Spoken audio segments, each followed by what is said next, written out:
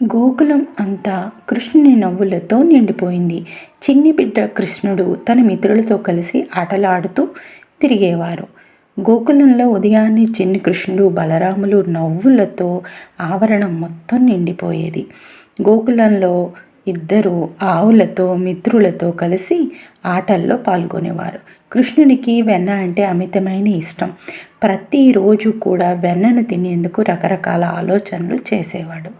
ఒకరోజు కృష్ణుడు అన్న బలరాముని చూసి ఇలా అన్నాడు, అన్నా, నువ్వు పట్టుకో, నేను వెళ్ళి వెన్న తీస్తా అని. బలరాముడు కుండ దగ్గర నిలబడి కృష్ణుని తన భుజాలపై ఎక్కించుకున్నాడు.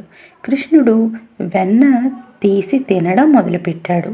కొంచెం వెన్న బలరామునికి కూడా ఇచ్చాడు. ఇద్దరూ వెన్న తింటూ నవ్వుకుంటున్నారు. ఆ దృశ్యం చూసిన గోపికలు ఆశ్చర్యపోయారు. గోపికలు యశోద దగ్గరకు వచ్చి ఫిర్యాదు చేశారు, నీ పిల్లలు మళ్ళీ మా వెన్న తిన్నారు అని. యశోద కోపంగా చూస్తే కృష్ణుడు భయపడి అన్న వెనక దాగిపోయాడు. చివరికి యశోద నవ్వుతూ కృష్ణుడిని దగ్గరకు తీసుకుంది.